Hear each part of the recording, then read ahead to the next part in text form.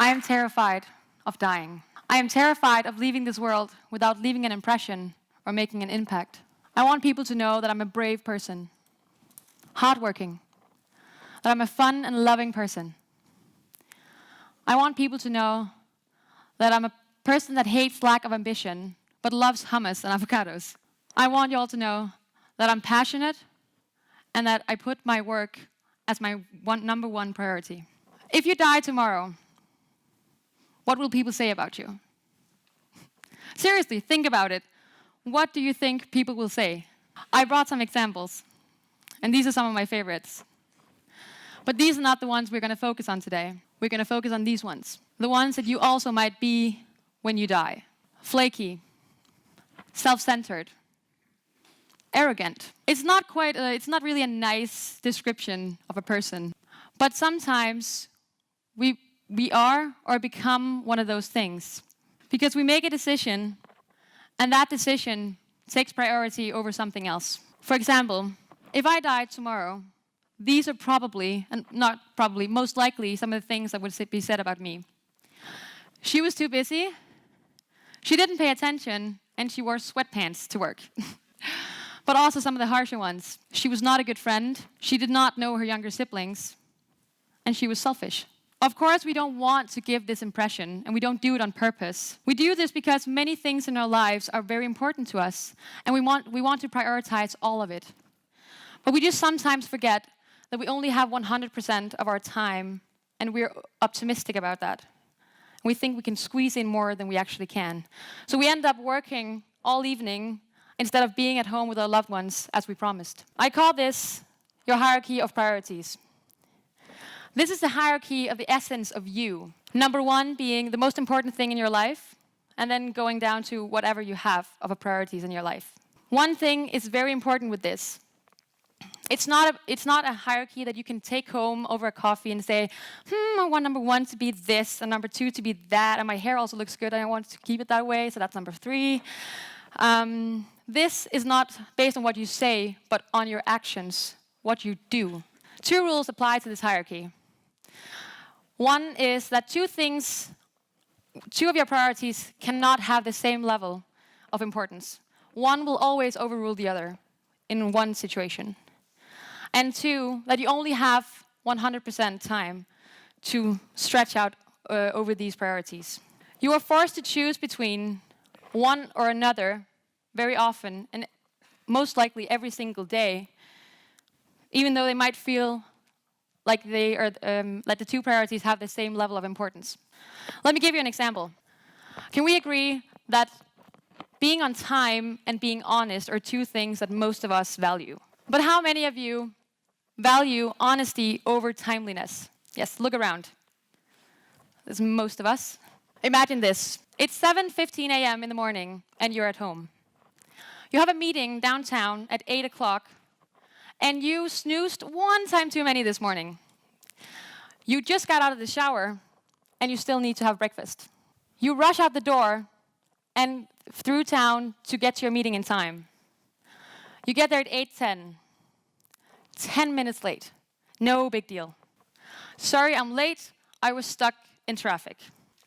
How many of you have tried this before?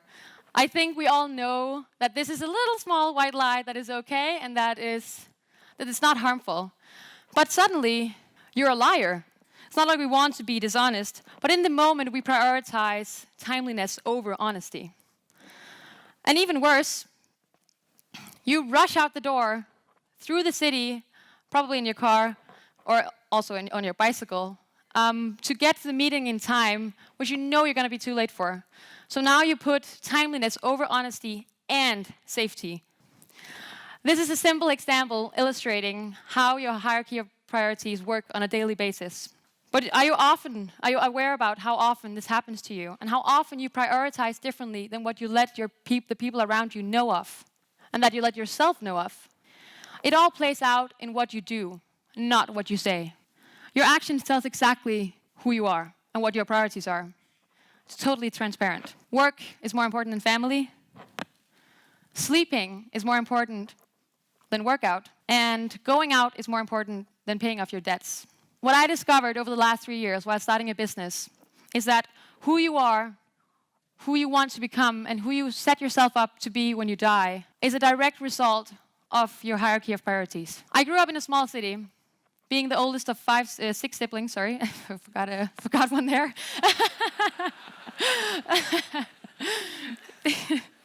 Yeah, sorry. Of 6 siblings, both of my parents worked a lot, so we always had a nanny. I was raised to be very independent from a young age, and that was a strong personality trait I took with me when I left my hometown to start studying. I started studying business economics. And 1 year in, during my exam period, I got an idea. Spotify for textbooks. So I eventually dropped out to make this idea happen. To save up money, I moved back with my mom. I got a full-time day job, worked as a waitress in the evening, and worked on my idea at night. And this went on for 9 months. 3 months it took me to get a loan from the bank. And I could finally make my dreams come true and make this adventure happen. I found a software partner. And they were based in the same city as I used to study in. I did not have money for rent. But a friend of mine asked me to move in on her couch in her studio apartment, and I gratefully accepted. Since all the money was going to the software partner, I didn't have money for salary. And now let me take a second here to explain to you and show you how my hierarchy of priorities looked like in this period and what influence it had on me and the people around me. When you look at the hierarchy, you immediately see that work was my #1 very dominant priority throughout the time. Family or friends were nowhere to be found in there. Like nothing else, basically. And this was me in 2014 and 15. Glamorous startup life. The results of this, the hierarchy I just showed you before, was that my family didn't want to make appointments with me anymore because I was too flaky. I didn't have the surplus to work out, think about what I ate, or even wear makeup. Meetings or no meetings, I didn't care. I showed up in my sweatpants and in my sneakers without a makeup and my hair in a bun, and they needed to just take me as I were. Several of my closest friends gave up on me, and I got between 3 and 5 hours of sleep during this period because my tasks in my inbox was growing too quickly to follow. I also had my heart checked several times because I felt like something was wrong. And as a 22-year-old, that's not normal, I was told at the hospital. But many extraordinary things in the business happened throughout this period because all of my focus and my time was going into this. My software partners turned out to be scammers. So I lost all of my hard-earned and loaned money and had to start over. Because of my priorities, I didn't have the option to quit. But also because of my priorities, I had spent 90% of my time working. So of course I had created opportunities for myself. I had created a huge network of people that could help. So it turned out that I knew enough of the right people that had the right resources to start over. Then I was still on the couch, finding my first employees, finding my co-founder. I found some investments to pay salaries to all the people. It started to look very bright. The team grew bigger. We started to win awards. We suddenly had a product. And we started to have customers. Suddenly there was a lot at stake, a lot of responsibility to bear, and an enormous workload to keep up with. On the day of my little sister's prom night, I promised to do her hair and makeup. She asked me months in advance if I was free that day because she knew I had a history of being a little flaky. She was so excited for this evening, and she made everything ready for us to have some sister time while drinking champagne, talking, catching up, and while me being her makeup artist. Following my priorities, as usual, I bailed. Last minute, leaving her heartbroken, with no one to make her ready for her big night. I had always been telling her that everything comes down to priorities. So when she got a sorry excuse for some guy that she wanted to go on a date with, I told her, forget about him, he's not worth it. If he wanted to see you, you would know, because everything comes down to priorities. So of course she told me the exact same thing this evening, when I bailed on her for the 100th time in a row on a night that actually mattered to her.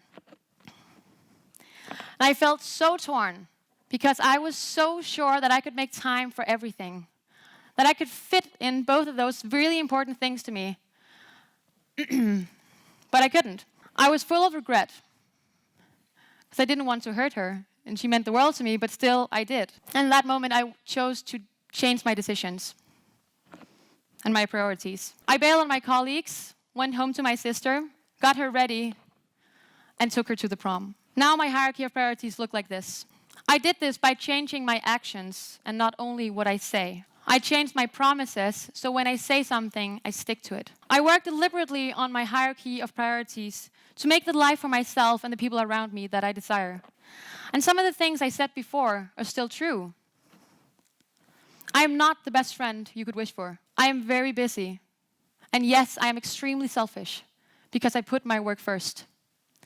But I won't accept being dishonest, being unreliable, and flaky. So I chose to change that.